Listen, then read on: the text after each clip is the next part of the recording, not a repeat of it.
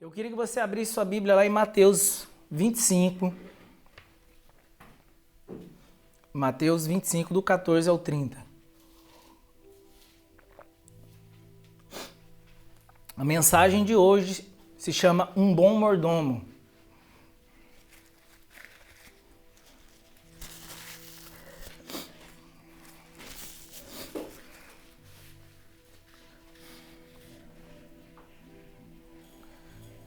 Mateus 25, do 14 ao 30.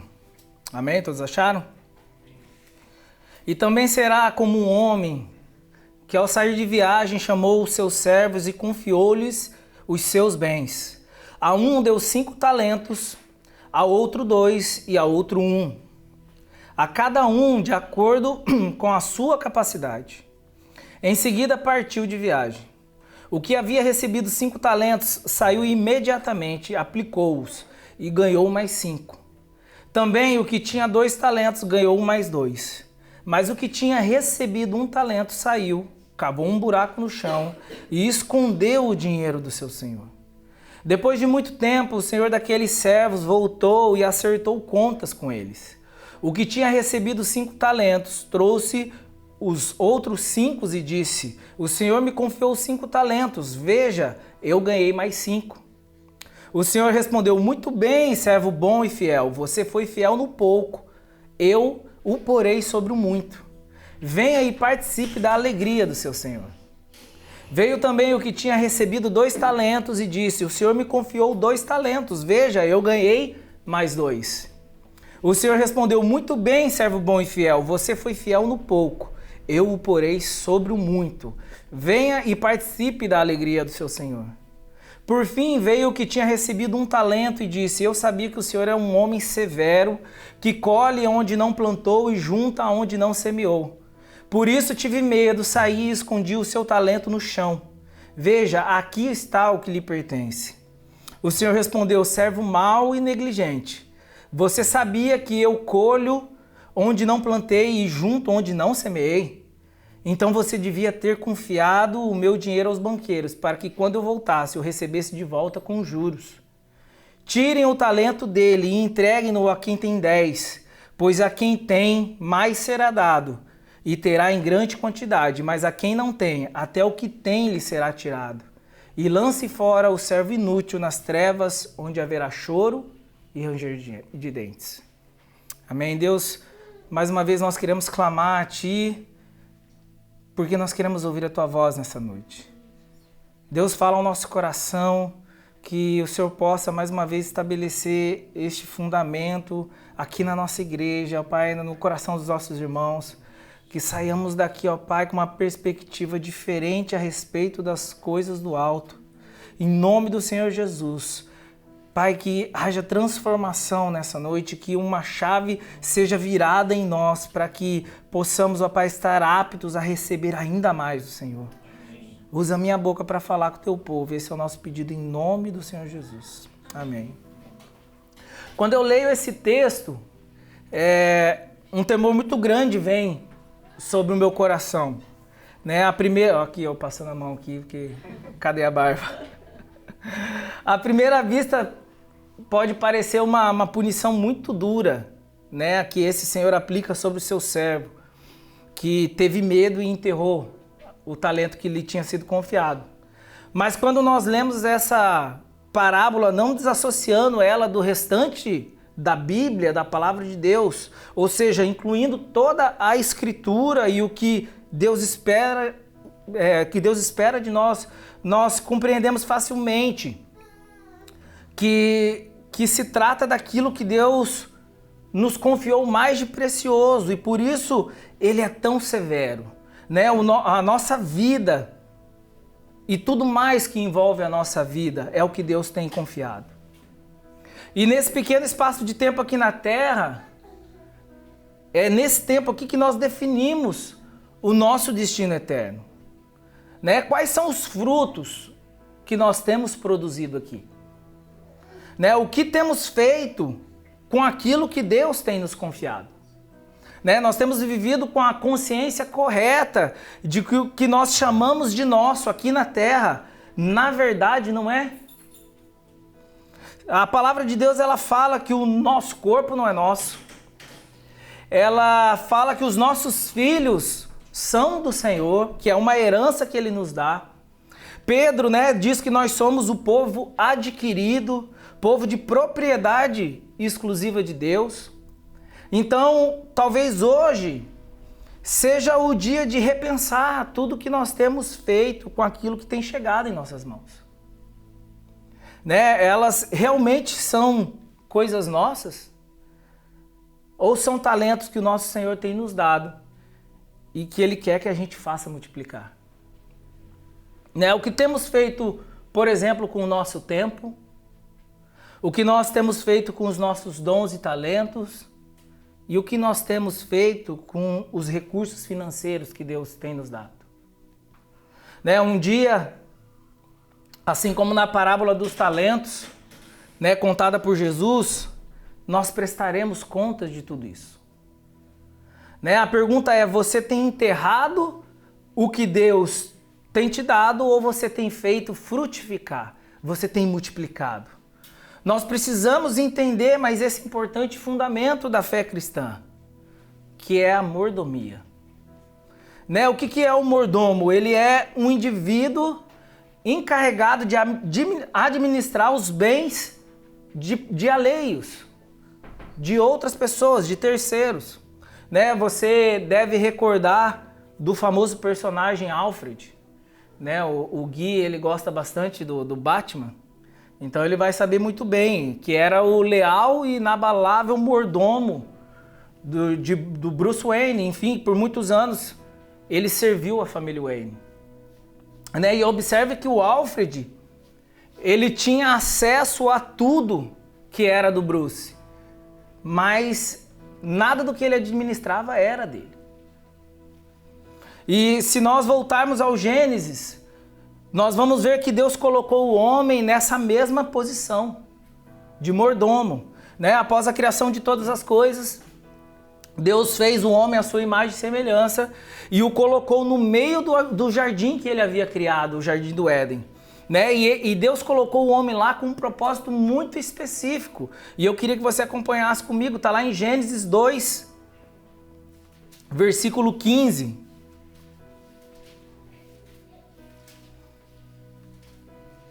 Gênesis 2, 15.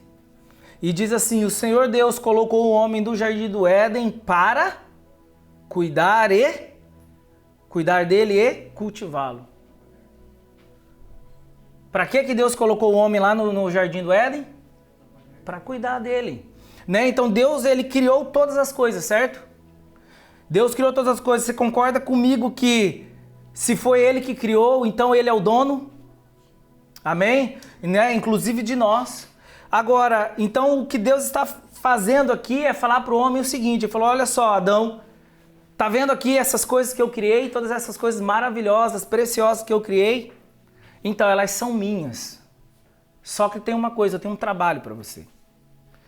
Eu vou te colocar aqui e eu quero que você tome conta de tudo. Sabe, você pode e deve desfrutar de todas as coisas, mas não esqueça que elas são minhas.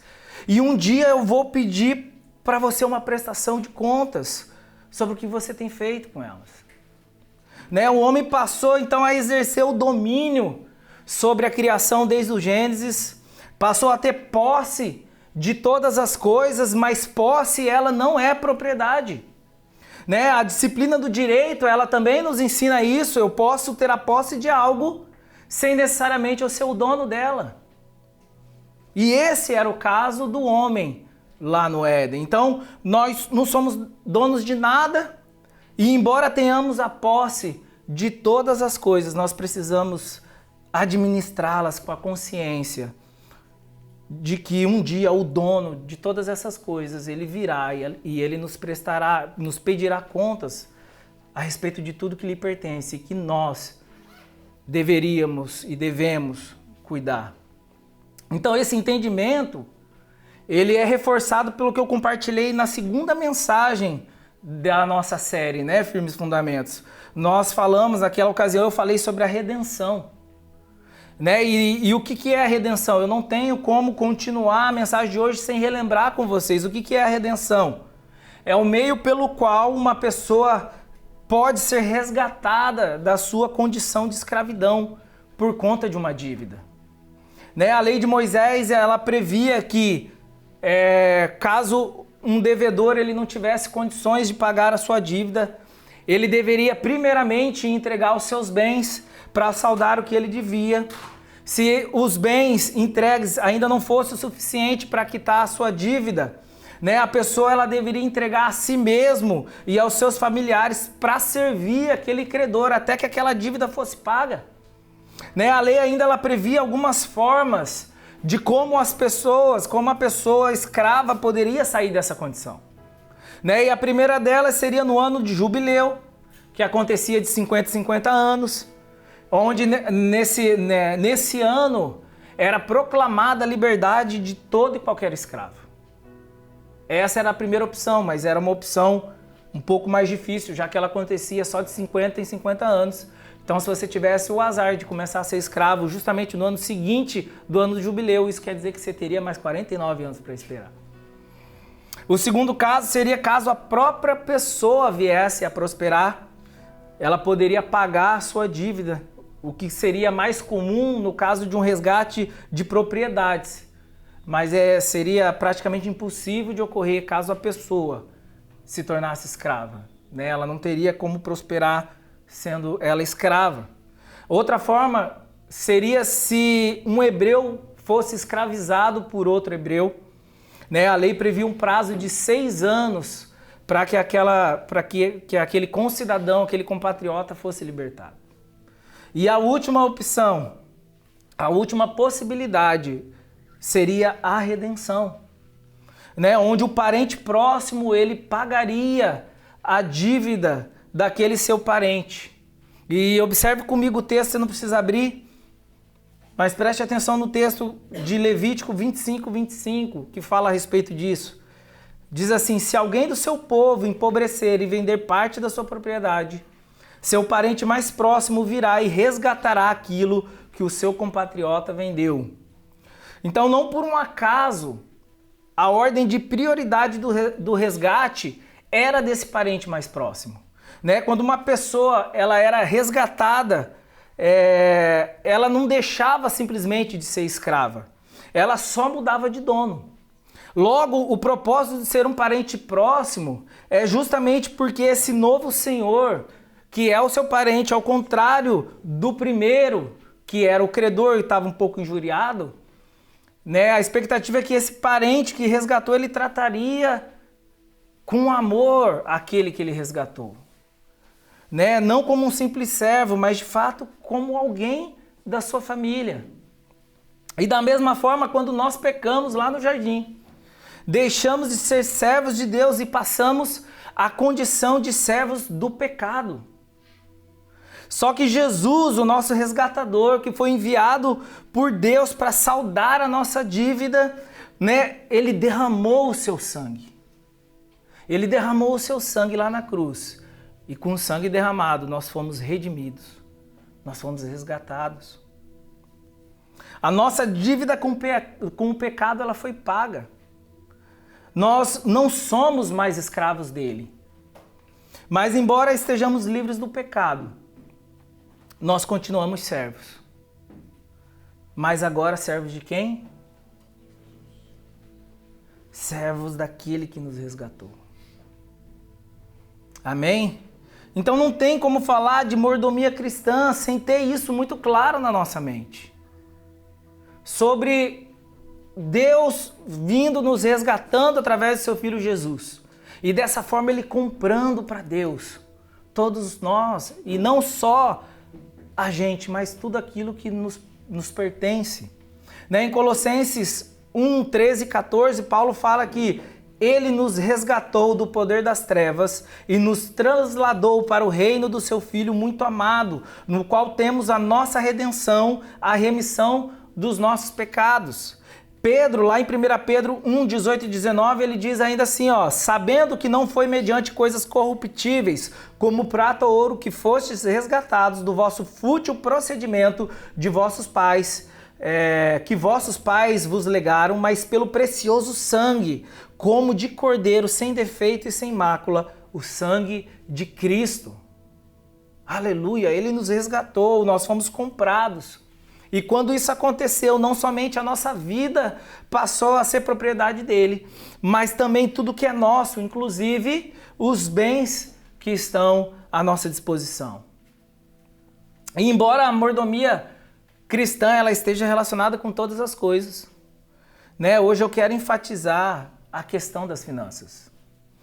E por que eu vou fazer isso, né, nessa noite? A igreja de Cristo ela não tem dificuldade de entender a mordomia de alguns pontos de vista, como por exemplo, dedicar o seu tempo, né, um tempo do seu dia a Deus. Né? Ela entende que os seus dons e talentos também devem ser usados para louvor da glória de Deus. No entanto, quando o assunto é dinheiro, a conversa parece que ganha um outro tom.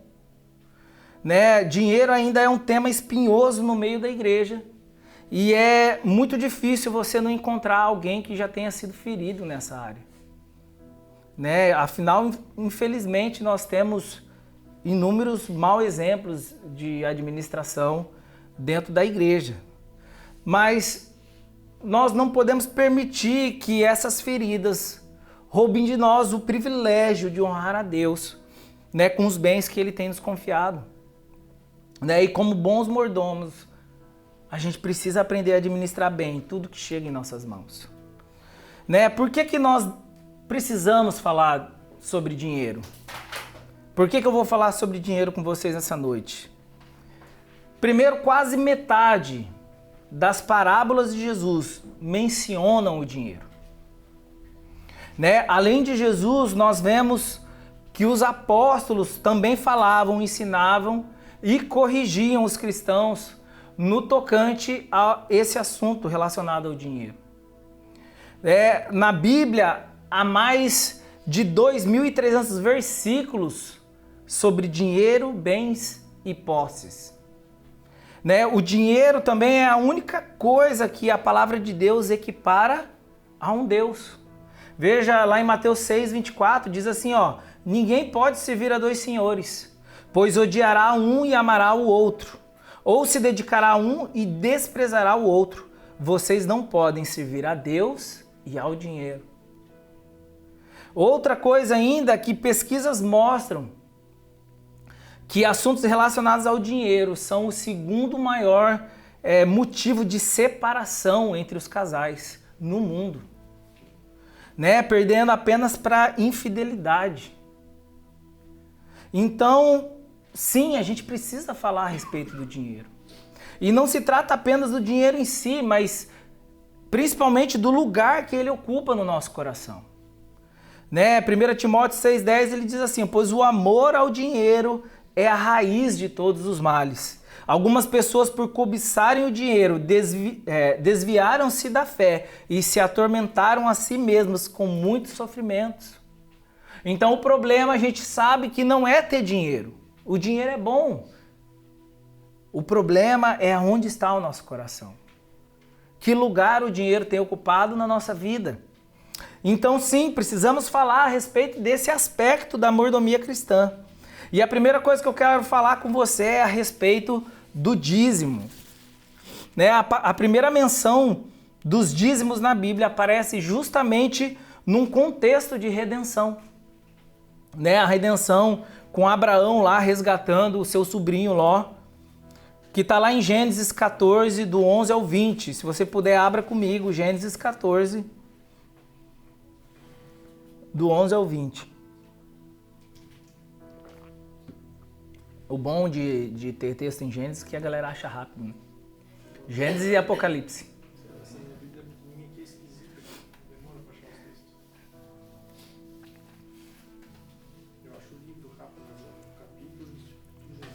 Folhinha muito fina, né? Gênesis 14, do 11 ao 20. Diz assim, ó, os vencedores saquearam todos os bens de Sodoma e de Gomorra e todo o seu mantimento e partiram. Levaram também Ló, sobrinho de Abraão, e os bens que ele possuía, visto que morava em Sodoma. Mas alguém que tinha escapado veio e relatou tudo a Abraão, o hebreu. Abraão vivia próximo aos carvalhos de Mamre, o amorreu, irmão de Escol e de Aner, aliados de Abraão. Quando Abraão ouviu que seu parente fora levado prisioneiro, mandou convocar os 318 homens treinados, nascidos em sua casa, e saiu em perseguição aos inimigos até Dan. Atacou-os durante a noite em grupos e assim os derrotou, perseguindo-os até Obá, ao norte de Damasco.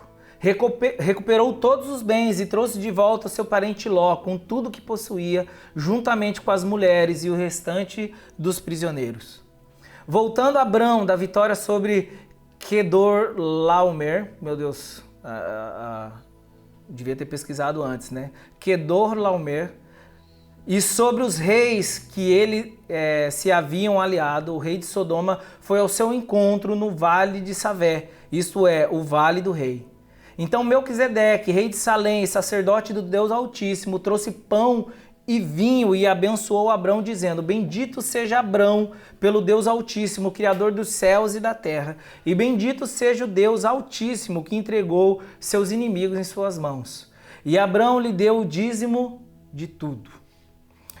Jacó, ele também fez votos ao Senhor de entregar o dízimo. Lá em Gênesis 28, 22, você não precisa abrir, diz assim: e esta pedra que hoje coloquei como coluna servirá de santuário a Deus, e tudo que me deres, certamente te darei o dízimo.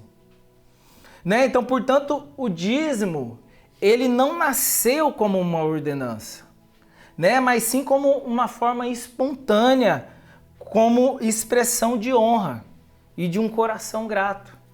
Só que mais tarde o dízimo ele foi instituído formalmente na lei de Moisés.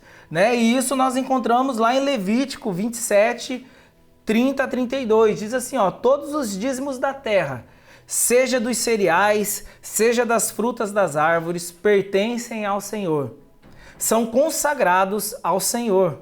O dízimo dos seus rebanhos, 1 de cada 10 animais que passem debaixo da vara do pastor, será consagrado ao Senhor. E qual que era o propósito do dízimo na lei? Era o de sustentar os levitas, que eram as pessoas designadas pelo Senhor para o sacerdócio no templo. E isso nós encontramos lá em Números 18, no versículo 24. Você também não precisa abrir, quando Deus ele vai distribuindo as heranças entre as tribos de Israel. Só que ele não dá nada para a tribo de Levi, mas ele determina que o dízimo entregue pelas demais tribos, sirva de mantimento, sirva de sustento para aquela tribo. A partir do versículo 23, parte B, e o versículo 24, ele diz assim: eles não receberão herança alguma entre os israelitas. Em vez disso, dou como herança aos levitas os dízimos que os israelitas apresentarem como contribuição ao Senhor. É por isso que eu disse que eles não teriam herança alguma entre os israelitas. Em Malaquias 3:10, um dos principais textos utilizados para se referir ao dízimo, nós encontramos mais uma vez esse propósito do dízimo, que ele diz assim, ó: tragam o dízimo todo ao depósito do templo, para que haja alimento em minha casa. Ponham-me à prova, diz o Senhor dos Exércitos, e veja se eu não vou abrir as comportas dos céus e derramar sobre vocês tantas bênçãos que nem terão onde guardá-las. Mas a questão é que hoje em dia muitas pessoas elas questionam sobre a instituição do dízimo. Algumas falam que era uma lei uma ordenança lá da velha aliança, e que, portanto, ela não serviria mais, ela não teria mais validade na nova. Outros chegam a dizer que essa ordenança ela só consta no Velho Testamento e que no Novo ela não existe, e com esse argumento algumas pessoas deixam de entregar o dízimo. Mas a verdade é que isso é tudo mentira. E eu quero falar um pouco com você a respeito disso. Lá em Mateus, Mateus ele nos conta a história de como os fariseus, né, o grupo mais conservador e extremista do judaísmo, eles tentaram pôr Jesus à prova, né, a respeito do pagamento de tributos a César. Ele era que César era o líder, né, do Império Romano. E eles perguntaram para Jesus se era lícito pagar os tributos a César. E diz as Escrituras que Jesus, ele pediu uma moeda, né, ele pediu que lhe mostrasse uma moeda. E com aquela moeda nas mãos, ele fez a seguinte pergunta, ele falou assim, de quem que é essa imagem e essa inscrição aqui nessa moeda? E diz a palavra de Deus que eles responderam que era de César. Então Jesus ele voltou a dizer, ele disse assim, então deem a César o que é de César e deem a Deus o que é de Deus. E o interessante é que o questionamento dos fariseus se referia ao fato de pagar tributos a César, né? Mas Jesus ele faz questão de finalizar a conversa trazendo um outro nível de contribuição, falando a respeito desse outro nível que ele se referiu a dar a Deus o que é de Deus. E a minha pergunta é, qual é esse nível de contribuição? Que contribuição é essa que Jesus está falando que a gente tem que dar para Deus? São os dízimos. Né? Um pouco mais à frente, lá em Mateus 23, nós encontramos um duro discurso de Jesus e mais uma vez a respeito dos fariseus.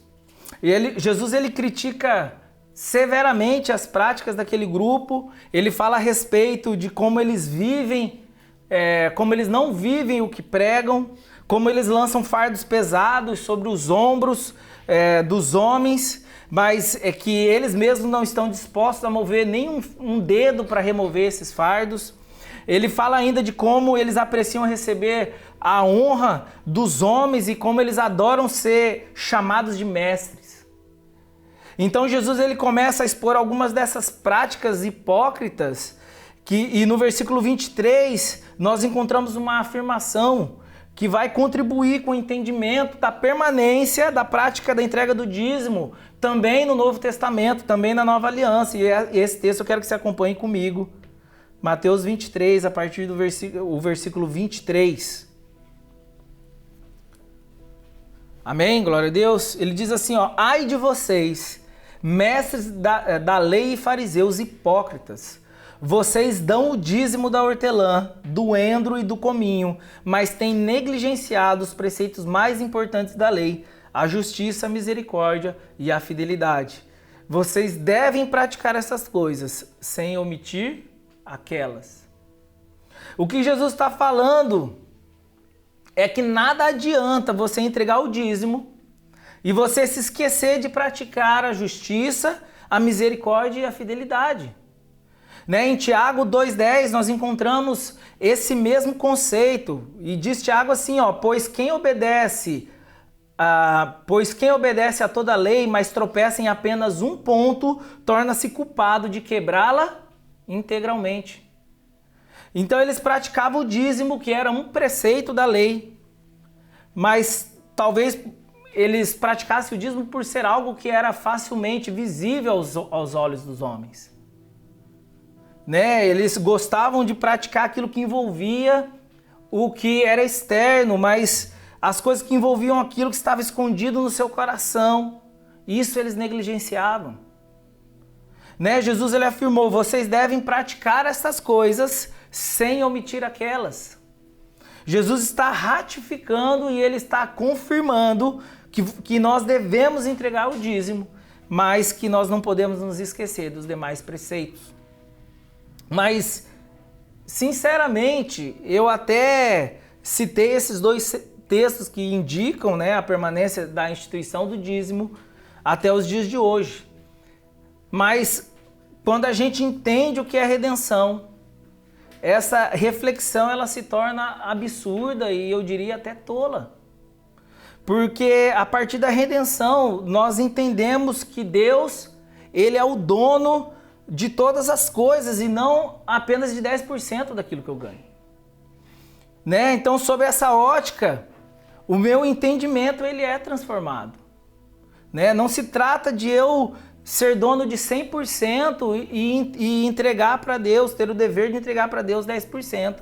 Mas é Deus que é dono de todas as coisas. E Ele me permite ficar com 90% daquilo que é dele. Sabe? Então, isso muda completamente a perspectiva. Sabe? Quando eu comecei a entender isso, ao invés de um coração pesado na hora de contribuir, eu comecei a contribuir com alegria, com gratidão, falando: Deus, obrigado, porque o Senhor está me permitindo ficar com 90% daquilo que é seu. Obrigado, porque o Senhor está me possibilitando desfrutar dessas coisas. Sabe, em Gênesis 47, nós encontramos a história de como José ele comprou para Faraó todo o Egito. Você conhece a história de José?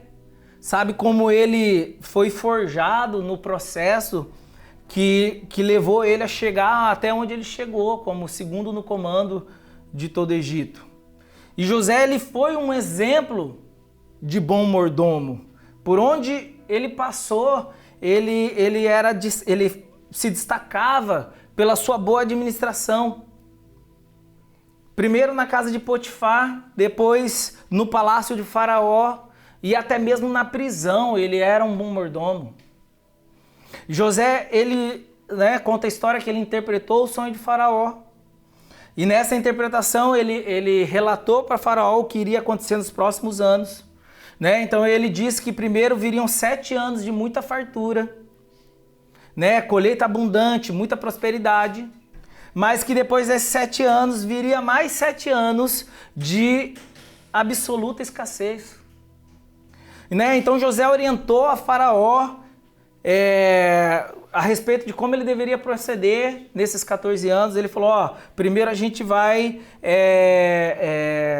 estocar durante esses 7 anos de prosperidade, mantimento, para que a gente possa ter o suficiente para que todos possam e tenham o que comer nos 7 anos de escassez.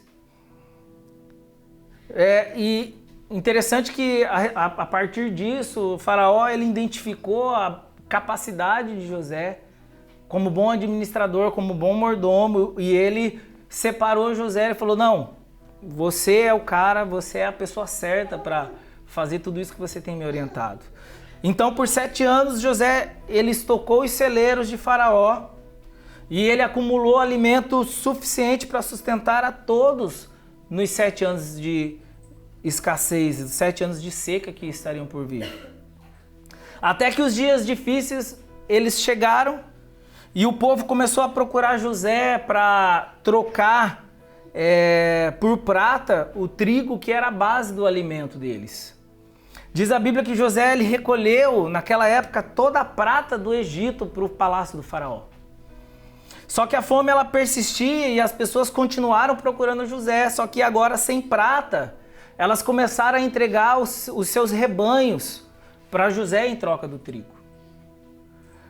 Como eles não possuíam mais prata, eles agora começaram a entregar os seus bens. Mas a fome ela ainda era muito severa. E quando os rebanhos do povo também se acabaram, e eles voltaram a procurar José, que aconteceu esse momento em que José vai comprar todo o Egito, e isso está lá em Gênesis 47, a partir do versículo 18. Diz assim: o ano passou, e no ano seguinte voltaram a José, dizendo: não temos como esconder de ti, meu senhor, que uma vez que a nossa prata acabou e os nossos rebanhos lhe pertencem, nada mais nos resta para oferecer, a não ser os nossos próprios corpos e as nossas terras. Não deixes que morramos e que as nossas terras pereçam diante dos teus olhos. Compra-nos justamente com as terras, em troca de trigo, e nós, com as nossas terras, seremos escravos de Faraó. Dá-nos sementes para que sobrevivamos e não morramos de fome, a fim de que a terra não fique desolada.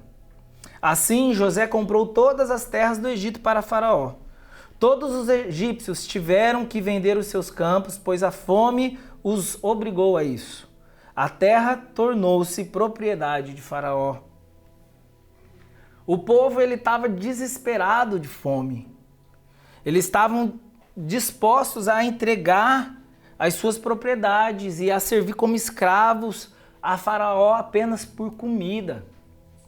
né, para que não morresse. E a lógica do pensamento deles era que era melhor ser escravo e permanecer vivo do que ser livre, mas morrer de fome.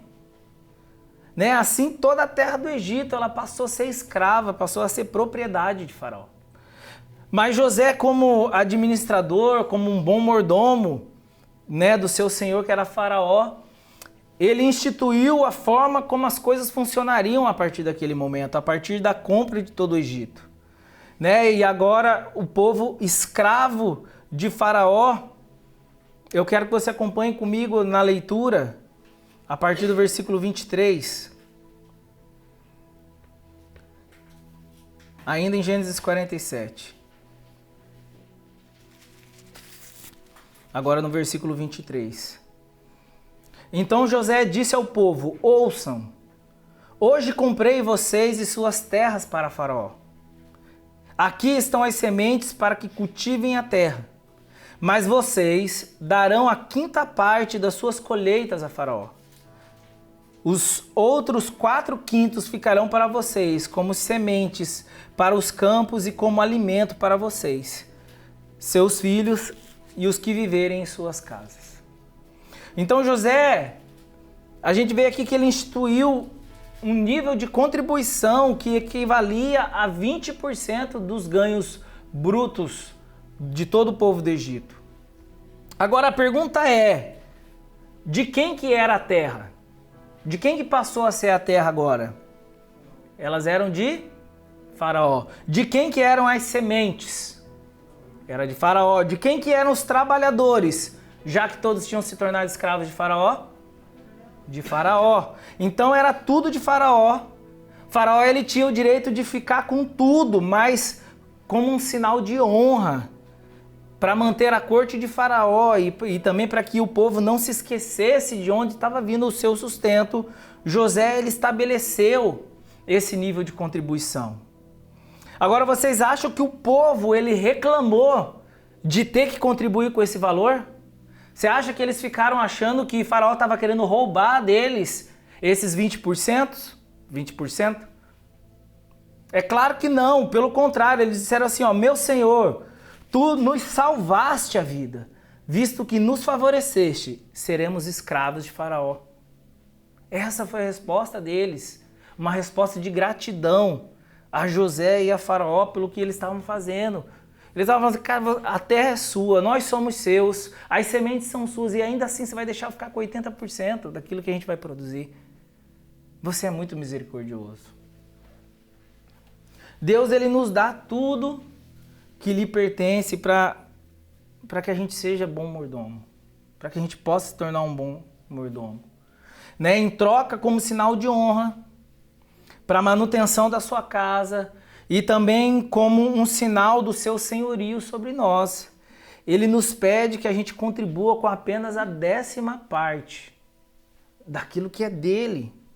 E ainda tem gente que reclama, ainda tem gente que não entende, que acha que está sendo roubado. Deus ele está deixando a gente com 90% do que é dele em nossas mãos. E alguns de nós o consideramos como um usurpador, como um aproveitador. Agora eu quero perguntar para você, quem que é o verdadeiro ladrão? Eu sei que a palavra é pesada, mas não sou eu que estou dizendo, é a Bíblia.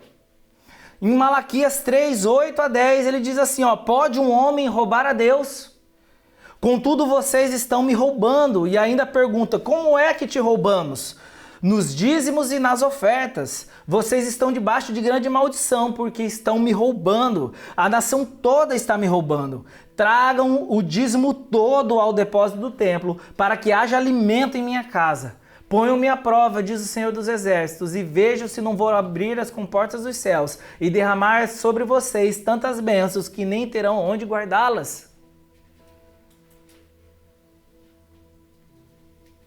Nós precisamos definitivamente entender e permitir que isso fique enraizado no nosso coração, para que a gente possa aprender a dizimar com alegria.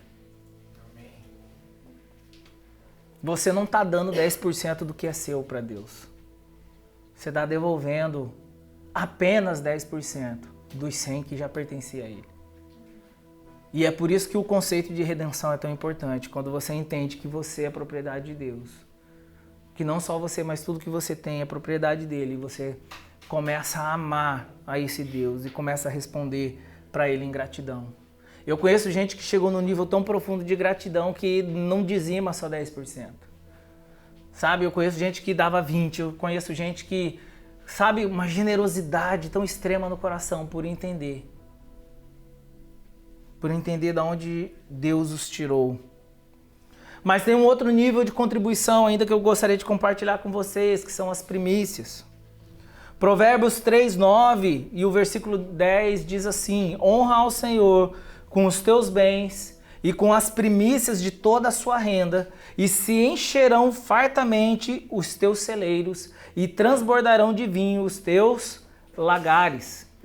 Deus, ele não quer apenas que você entregue coisas a ele, mas a honra que ele quer também se relaciona com a primazia de tudo que você oferece a ele. Em Mateus 6,33, Jesus diz: mas buscai primeiro o reino de Deus e a sua justiça, e todas essas coisas, todas as demais coisas vos serão acrescentadas. Mas buscai primeiro. Deus, ele quer a sua primazia. As primícias, assim como o dízimo, elas também nasceram de uma forma espontânea e depois ela foi instituída na lei de Moisés. Vemos, por exemplo, Abel primiciando ao Senhor, o seu primeiro rebanho. E lá em Êxodo 34:26, nós vemos o estabelecimento da primícia na lei. Diz assim, as primícias dos primeiros frutos da tua terra trarás à casa do Senhor teu Deus. Lá em Levítico 23:24 também nós vemos a figura da primícia. Diz assim, vocês não poderão comer pão algum, nem cereal tostado, nem cereal novo, até o dia em que trouxerem essa oferta ao Deus de vocês. Este é um decreto perpétuo para as suas gerações, onde quer que morarem. Então, como que é gostoso, a gente ser a prioridade de alguém, não é mesmo? Nós temos, por exemplo, um costume que a gente aprende desde criança, nos aniversários, A gente canta parabéns e daí vem aquela pergunta clichê: para quem que vai ser o primeiro pedaço, a primeira fatia do bolo? Eu já recebi alguns, não muitos, mas alguns, e, cara, é uma honra. Você fica feliz. Eu sou diabético, mas e daí? Toma insulina. Mas o primeiro pedaço, esse lugar, ocupar esse lugar de primazia no coração de alguém, é algo muito gostoso. E da mesma forma é para Deus. Sabe, quando nós entramos nesse lugar de primiciar o nosso Deus, nós podemos experimentar e nos deliciar do melhor que Ele tem para nos oferecer. Quando nós oferecemos algo para Deus em primeiro lugar, nós santificamos todo o restante. Todo o restante que fica em nossas mãos, nós santificamos quando nós primiciamos a Deus. E olha só o que Paulo diz lá na carta de Romanos, aos Romanos 11:16. Ele diz assim, mas se as primícias são santas, também a massa o é. E se a raiz é santa, também os ramos são. O que ele está dizendo, se você santifica as primeiras coisas, se você oferece para Deus as primeiras coisas, então o que vai ficar nas suas mãos, ele também é santificado. Se nós entregamos a Deus a primícia do nosso dia, nós vamos santificar todo o restante dele. E é bem por isso que nós recomendamos sempre que possível que o nosso momento devocional seja logo pela manhã, onde você pode primiciar a Deus aquele momento, as primeiras horas do dia. Amém? Então, se entregamos para Deus a primícia da nossa renda, nós santificamos todo o restante que permanece conosco, para que a gente possa administrar. E como nós podemos primiciar ao Senhor nas finanças? Existe uma orientação apostólica, do dia específico para essa contribuição, que é o dia seguinte do sábado, no caso, é o domingo. E parece que a ideia das primícias abordada no Novo Testamento, ela destaca o que era mais relevante para eles com relação à contribuição. E o que eles faziam? Eles separavam a parte de Deus no primeiro dia da semana. Ou seja, eles entregavam em caráter de primazia as suas ofertas para Deus. Algumas pessoas, elas fazem a sua primícia calculando o equivalente a um dia de trabalho e entregam esse valor ao Senhor, a parte do dízimo. Eu já ouvi de pessoas também, por exemplo, que trabalham como autônomos e que eles separam aquele primeiro dia de trabalho e entregam tudo que eles fizerem naquele dia como autônomo, eles separam e entregam para Deus, né? Na verdade, não existe uma forma padrão bíblica para fazer esse nível de contribuição, já que quando ele foi estabelecido, né, no Antigo Testamento, era muito mais fácil de se mensurar, de apurar essa oferta. Porque o que Deus pedia eram os primeiros frutos e os primeiros animais, né, já que a base da economia naquela época era a agricultura e a agropecuária. A lei, ela estabelecia, por exemplo, que com relação aos cereais, a pessoa deveria recolher um feixe, né? A pessoa deveria recolher um feixe, ou seja, a quantidade daquela primícia estava limitado ao que aquela pessoa poderia transportar. Então não existe um valor, um padrão definido, né? Mas o que nós aprendemos com isso é que não importa tanto se é o ganho do primeiro dia, né, que é dado à parte, ou se são os dízimos e ofertas que são entregues em caráter de primazia, mas o mais importante é nós darmos a primeira parte para Deus. Antes de gastarmos com qualquer outra coisa, nós lembrarmos primeiro de honrar o nosso Deus. Eu vou compartilhar com vocês como que eu aplico primícias, né, na minha contribuição a Deus, mas eu quero deixar claro para vocês que isso não é uma doutrina, isso é apenas uma forma como eu fui ministrado a primiciar a Deus, né, já que eu sou um assalariado. E isso eu aprendi com um pastor americano que foi lá na Alcance algum tempo atrás, mas eu não lembro o nome dele, eu tentei buscar, eu não encontrei, infelizmente. Mas eu lembro que na ministração dele ele pedia para a gente imaginar todo o recurso que chega nas nossas mãos como um gráfico em pizza. Né? Normalmente a gente recebe o nosso dinheiro e nós começamos a dividir essa pizza, certo? Então a gente fala assim, isso daqui é o aluguel, isso daqui é o financiamento, isso daqui é para água e luz, isso daqui é para o mercado e assim por diante. Né? Isso daqui também são os impostos e por aí vai. Com conta para pagar é o que não falta, né? E algumas pessoas, elas incluíam nesse gráfico de pizza, depois de algumas despesas, elas incluíam os seus dízimos, né? E normalmente esse dízimo era da mesma forma que eu costumava praticar antigamente, que era deduzindo os impostos sobre a própria folha de pagamento, né? Então naquela época eu pensava assim, bem, o que eu ganho de fato é X, né? Eu tenho lá um salário de 30 mil, glória a Deus, aleluia por isso, profetiza, filho do homem. Eu tinha um salário de 30 mil, eu estou jogando baixo ainda, Deus. Amém. Amém. Estou jogando baixo aí que eu sou humilde. Amém. Tinha um salário de 30 mil, mas os impostos sobre a folha eram 8 mil, então sobrava 22. Falei, 22 é o que eu ganho. Né? Então era dessa forma que eu praticava, era desse jeito que muita gente praticava, mas a pergunta que aquele pastor ele fez foi, se nós pegarmos aquele gráfico em pizza, né, e nós decidimos que nós queremos oferecer para Deus a parte que é dele em primeiro lugar, o que ia acontecer com esse gráfico?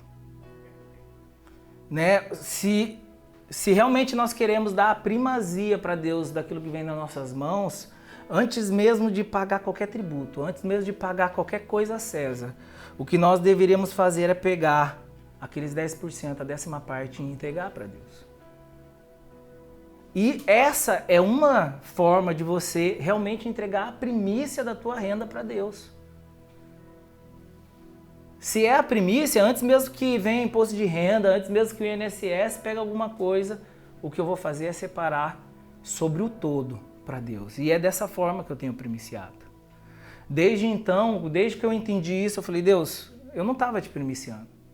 Eu não estava te entregando a primazia da minha renda, porque eu deixava primeiro que o governo viesse, tirasse algum recurso, e daí só sobre o que sobrava que eu calculava a parte que era do Senhor, ou que o Senhor tem me pedido para devolver.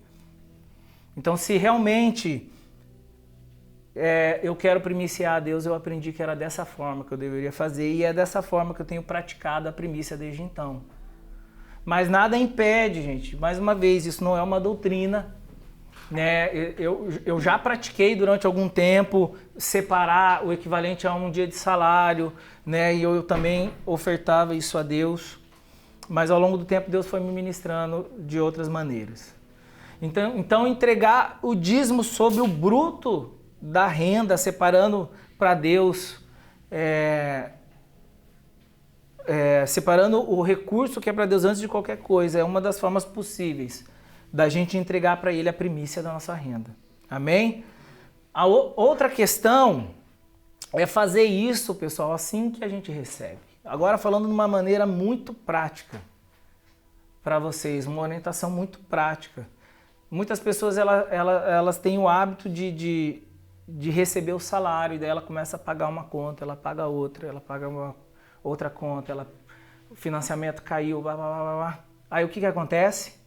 Você vai vendo o saldo do banco só? Aí o que acontece quando você vai entregar o dízimo? O coração pesa. Você fala assim, meu Deus, só tem isso na conta, eu ainda tenho que entregar o dízimo. Não é isso que Deus quer, gente. Se a gente quer realmente oferecer para o Senhor nossas primícias, a minha orientação é que a primeira coisa que você faça quando você receber o seu salário, fala, Deus, eu não sei o que vai dar com o resto, mas eu vou manter a minha fidelidade a Ti. Eu sei que se não der, o Senhor vai levantar o recurso, o Senhor vai me ajudar, mas independente do que aconteça, eu não vou deixar de ser fiel ao Senhor, porque eu estou vendo a conta baixando, porque eu estou vendo o saldo da minha conta baixar.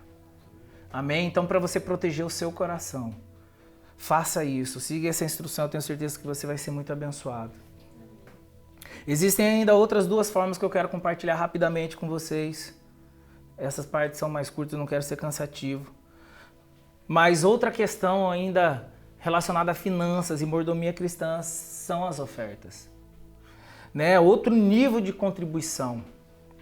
Elas também serão, né, utilizadas na manutenção do templo, mas elas também podem ter um caráter e um objetivo específico, né, como o sustento de missionários, a ajuda aos carentes, a ajuda, contribuição a outros ministérios, a construção ou a reforma de um espaço físico, enfim. E quais são as orientações bíblicas sobre as ofertas? Paulo, ele fala sobre elas e está lá em 2 Coríntios 9:7. Diz assim, ó, cada um dê conforme determinou em seu coração, não com pesar ou por obrigação, pois Deus ama a quem dá com alegria. No caso das ofertas, pessoal, ao contrário dos dízimos, Deus não estabelece um percentual, Deus não estabelece uma parte, né, do que será determinada. Paulo, ele orienta cada um dê conforme determinou em seu coração. Tem outro texto que Paulo orienta a recolher as ofertas, cada um segundo a sua capacidade. Né? As ofertas, elas devem ser dadas conforme o que está no seu coração. Deus espera que você tenha um coração generoso, um coração disposto a dar, um coração onde haja liberalidade, generosidade, né? Onde você vai conseguir expressar com alegria. Né? Diz o texto, não com pesar ou por obrigação, mas com alegria. Com alegria de fato, por poder contribuir com a obra de Deus aqui na terra. Amém? E por último, eu quero ainda falar sobre um assunto que mexe muito comigo, que é a respeito das esmolas, que é um quarto nível da mordomia cristã. E tem algo que me chamou muito a atenção quando eu cheguei aqui em Itajaí, que é que todo semáforo ele tinha uma placa que dizia, não dê esmolas, dê oportunidade. Encaminhe para um centro de atenção, um abrigo, era algo assim mais ou menos que dizia aquela placa. E eu entendo perfeitamente, eu concordo, né, que nós devemos dar mais do que recursos imediatos, né, e como diz o ditado, a gente não deve dar o peixe, mas sim ensinar a pescar. Mas nós não podemos, assim como Jesus disse a respeito de entregar dízimos, fazer umas coisas esquecendo-se de outros preceitos, né? Deixar de fazer uma coisa porque nós não fazemos a outra. Né? Jesus ele disse, entreguem o dízimo, mas não esqueçam das demais coisas.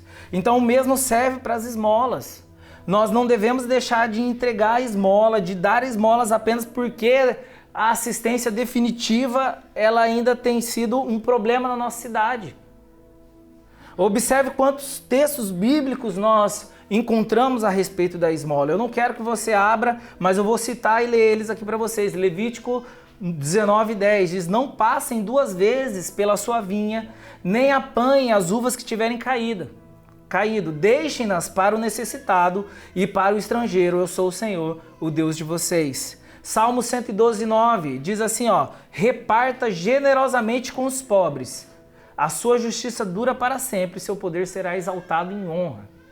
Provérbios 19:7 diz assim, quem trata bem os pobres empresta ao Senhor e ele o recompensará. Ainda um último texto, Gálatas 6, versículo 9 e 10, diz assim, e não nos cansemos de fazer o bem, pois no tempo próprio conheceremos, se não desanimarmos, colheremos, se não desanimarmos. Portanto, enquanto temos oportunidade, façamos o bem a todos, especialmente aos da família da fé. Tem um último texto ainda, eu achava que aquele era o último, que era Atos, em Atos 20:35. Diz assim, em tudo o que fiz, mostrei a vocês que mediante trabalho árduo devemos ajudar os fracos. Lembrando as palavras do próprio Senhor Jesus que disse, há maior felicidade em dar do que em receber. E eu aprendi a entregar esmolas sem julgar o motivo para que aquela pessoa utilizaria aquele dinheiro.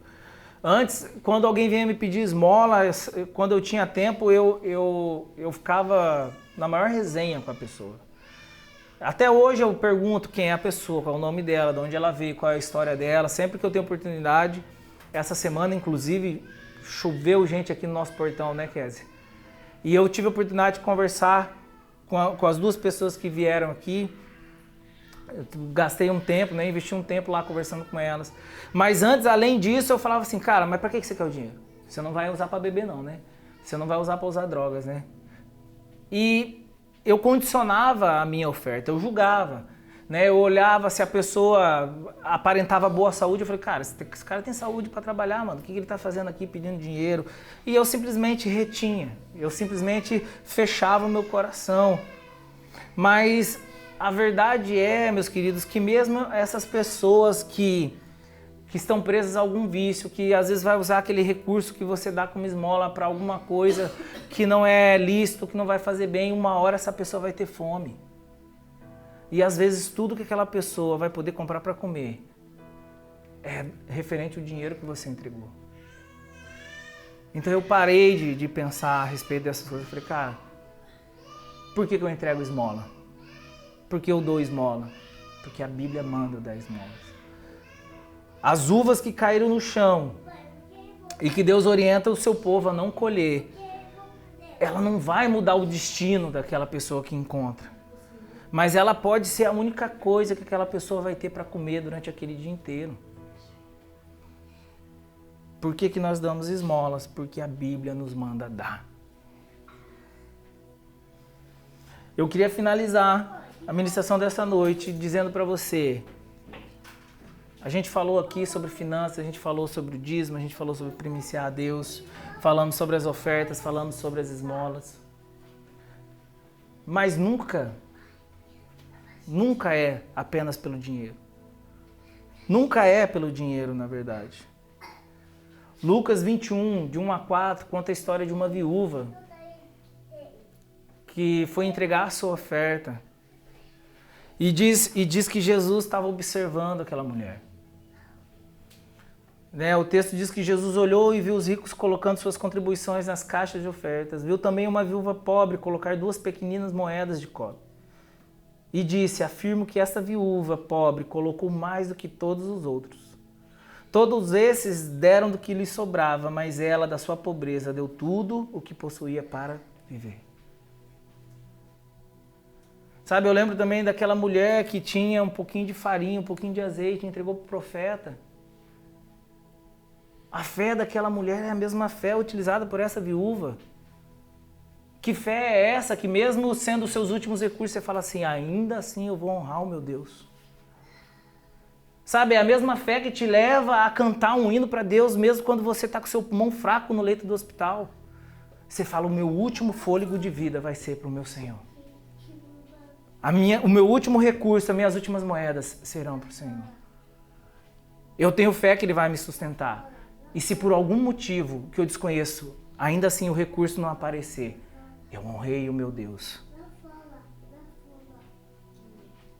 Como que está o seu coração? Como está o nosso coração nessa noite? Não é apenas sobre dinheiro, é sobre qual é o lugar que Ele tem ocupado no nosso coração. Ainda que eu não tenha, eu continuarei exaltando o meu Deus.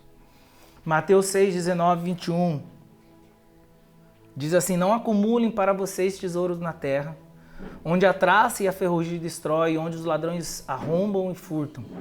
Mas acumulem para vocês tesouros no céu, onde a traça e a ferrugem não destrói, e onde os ladrões não arrombam nem furtam.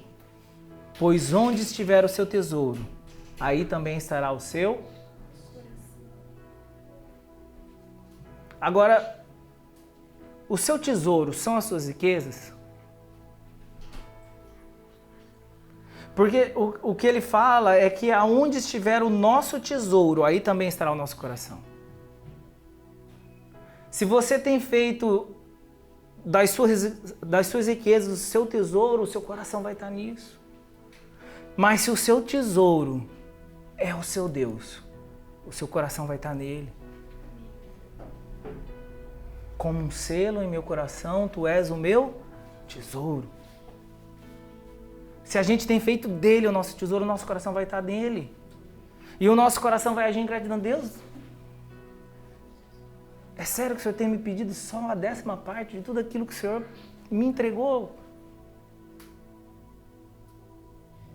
Glória a Deus, porque nós temos desfrutado do melhor dessa terra. Mas nós precisamos aprender a ter um coração grato ao Senhor e corresponder a Ele, entendendo que Ele é o nosso dono. Que não só nós, mas tudo que Ele tem colocado em nossas mãos pertence a Ele. Nós precisamos aprender a honrá-lo. Essa é uma igreja dizimista. Essa é uma igreja que quer fomentar no seu coração a liberalidade, a generosidade em ofertar. Nós queremos abençoar outras famílias, não só, primeiro, os nossos irmãos, né, da família da fé, mas nós queremos também ter o suficiente, aliás, mais do que o suficiente para que a gente possa transbordar na vida das outras pessoas.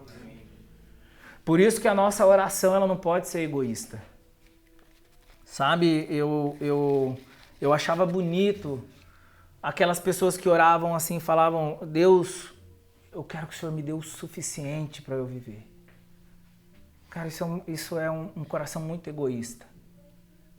A gente não pode pedir para Deus só o suficiente para a gente viver, a gente precisa pedir mais. Para Deus, faz transbordar em mim porque eu quero abençoar a vida de outros.